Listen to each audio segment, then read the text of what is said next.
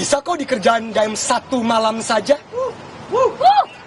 Jadi kalau soal speed pekerjaan, mereka bisa kok luar biasa jikalau Insya Allah kita akan melakukan transformasi ke depan menjadi yang lebih baik sesuai dengan tuntutan dan harapan dari teman-teman sekalian. Kembali ke Jakarta untuk mendengarkan apa yang memang menjadi tuntutan atau demo influencer yang tagih 17+8 tuntutan rakyat berikut ini. 40.000 dukungan di change.org yang meminta reformasi, transparansi, dan keadilan.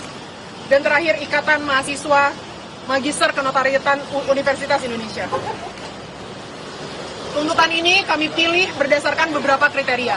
Yang pertama, yang merespon secara cepat dan tanggap terhadap berbagai kekerasan dan kriminalisasi yang terjadi. Kedua adalah kebijakan yang selalu kerap muncul di semua berbagai tuntutan yang tadi. Serta kami juga ingin menunjukkan keberpihakan kepada tuntutan para buruh yang demonstrasinya memulai semua proses ini.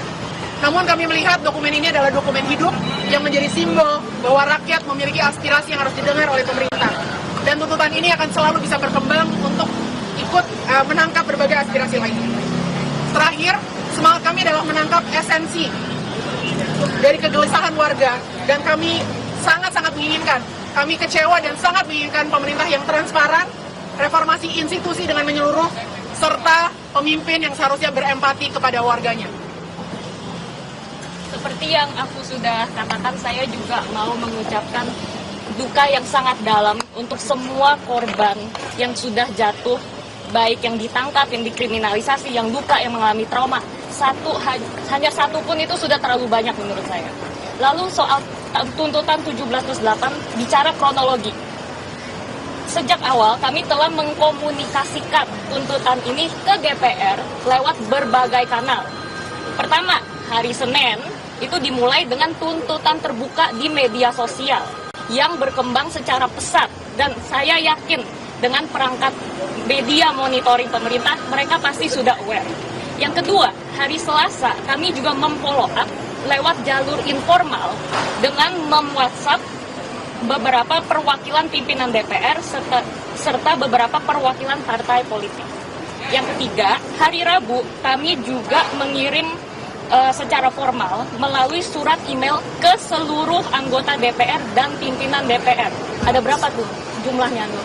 580. 580. Pada akhirnya kemarin pimpinan DPR bertemu dengan perwakilan mahasiswa dan direspon oleh Wakil Ketua DPR di malam harinya tuntutan 17+8 ini melalui postingan media sosial. Walaupun itu sudah terjadi, kami paham bahwa janji itu satu hal, tapi pelaksanaan itu adalah hal lainnya. Oleh karena itu hari ini kami ada di sini untuk memberikan tuntutan ini juga secara formal, secara fisik, supaya sudah tidak ada lagi alasan bahwa belum dimasukkan lewat jalur formal. Dan kami juga mau mengingatkan bahwa kami belum puas dengan janji, dengan rencana, dengan kata-kata akan, dengan kata-kata meminta. Kami ingin bukti konkret. Kami ingin progres yang nyata.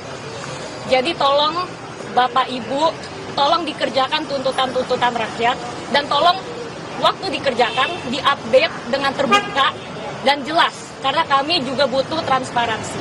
Sudah saatnya rakyat Indonesia yang luar biasa ini memilih pemerintah yang layak memiliki rakyat seperti ini.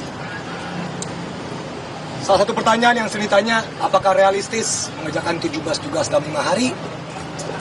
Pertama, tuntutan-tuntutan ini bukan dibagi ke satu lembaga.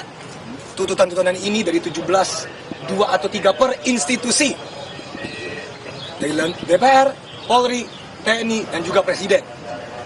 Dan kalau kalian masih ingat teman-teman reporterku, tahun lalu di 22 Agustus, pasca putusan MK RUU Pilkada, bisa kok dikerjain dalam satu malam saja. Jadi kalau soal speed pekerjaan, mereka bisa kok luar biasa jikalau ada niatnya. Sekarang aku lanjut ke tuntutan-tuntutannya. Sejauh ini 13 baru dimulai, 4 malah mundur, 8 belum digubris. Beberapa di antaranya yang mundur. Kekerasan aparat, korban di Bandung, keterlibatan TNI masih terlibat, perbebasan demonstran, proses hukum aparat polisi, memang sudah ada yang dihukum, namun baru 1. Dan banyak hal lain yang belum dimulai prosesnya. Tuntutan rakyat ada banyak, tapi salah satu sesuai dengan message kita, transformasi, reformasi, empati. Salah satunya adalah transparansi dalam anggaran. Tapi yang disuarakan adalah penyembuhan simptom, not the root cause, bukan akarnya.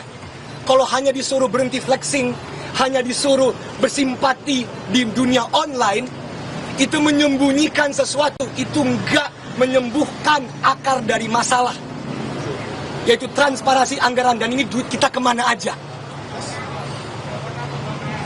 Sekian. Oke. Teman-teman mungkin mau banyak ada pertanyaan sekarang, tapi khususnya mungkin kenapa DPR gitu ya.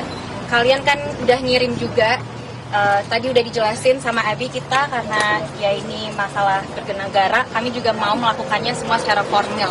Makanya kami akan memberikan surat tuntutan kami secara resmi sekarang, secara offline. Saya pengen ngomong beberapa pointer saya. Pertama, setiap nyawa yang hilang, setiap keluarga yang berduka, dan setiap warga yang ditahan tanpa kejelasan adalah pengingat bahwa tuntutan ini bukan sekedar daftar poin. Ini semua adalah aspirasi yang nyata. Karena itu, 17+8 harus dipandang bukan sebagai pekerjaan administratif saja, tetapi sebagai panggilan untuk mengembalikan martabat dan keadilan bagi rakyat.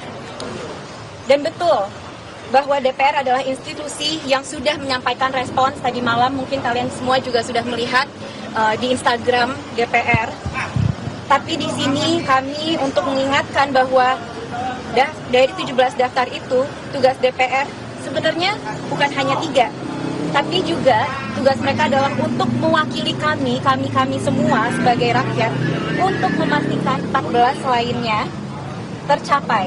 Karena mereka adalah wakil rakyat. Kita juga memastikan DPR ingat dengan tuntutan jangka menengah 1 tahun selain ke DPR, ini ada di sini, untuk mereformasi sistem tata negara secara besar-besaran. Itu yang penting, yang kami mau adalah reformasi instansi-instansi yang tidak bekerja dengan baik. Dan banyak pertanyaan, apa yang terjadi kalau misalnya ini semua tidak dilaksanakan setelah besok 5 September. Sebenarnya kami naruh tenggat waktu 5 September sebagai alat ukur yang jelas untuk menilai keseriusan dan prioritas pemerintah terhadap tuntutan kami. Kalau udah lewat jangka waktunya, rakyat bisa menilai sendiri dan menentukan langkah selanjutnya. Karena ini semua aspirasi rakyat, kami kembalikan juga ke rakyat untuk menilai. Dokumen ini adalah early warning. Ini apa yang harus pemerintah lakuin, dan kami juga paham betul bahwa mungkin banyak aspirasi lainnya yang belum masuk dalam list ini. Makanya ini semua adalah living document ya teman-teman. Mungkin kedepannya bisa jadi 17+8 +4+5 atau 17+8 +45. Tapi yang pasti ini sudah kami buat setransparan mungkin, seramping mungkin, bahkan dikasih to-do list. Jadi dan dikasih tracker pula. Jadi ya jelas tuntutan kami hari ini, dan kami harap Bapak Ibu di dalam gedung ini dapat melaksanakan semuanya. Ada anggota? Iya, ada anggota. Andre, masih ada. Bang Nail kirim dulu. Panas banget, kirim dulu. Ya. Di depan semuanya. Kita foto dulu ya. Foto dulu ya.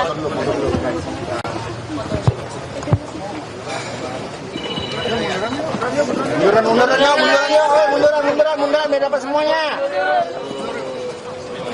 Ini nggak tanya jawab dulu.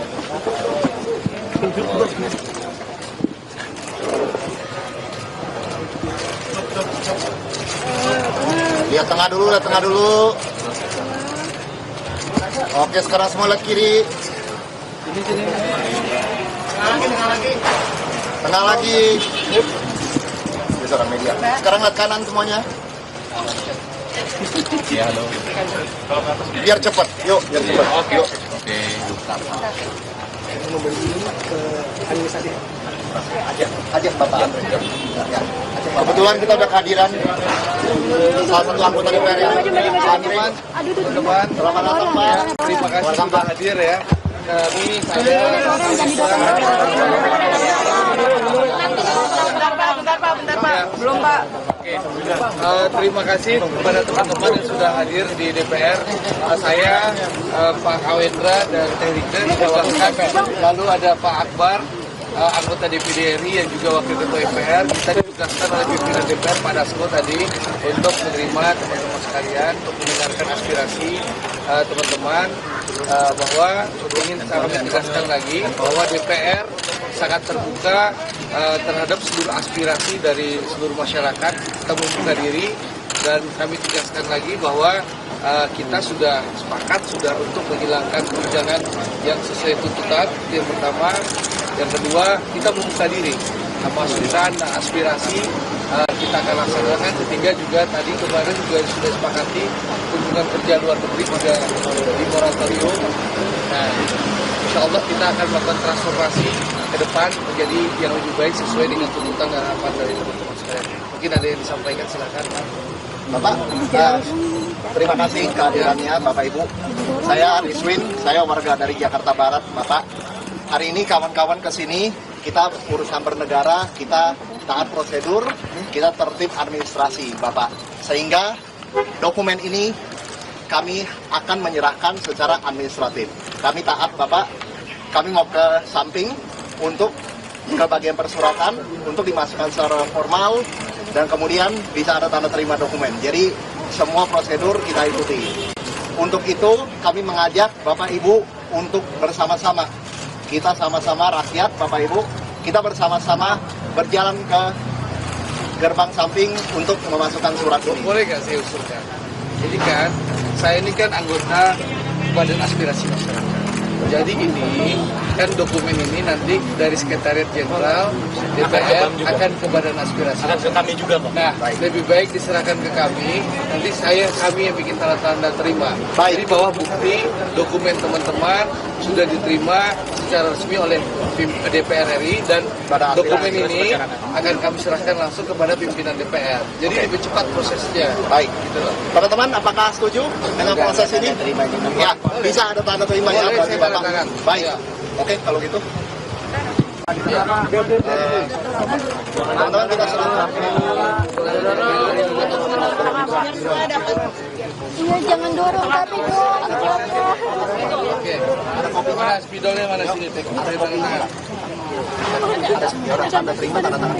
Oke. Boleh. Sini saya tanda tangan. Terima kasih, Bapak. Kita tanda tangan. Tuh bertiga. Tanda tangan. Pak. Oke.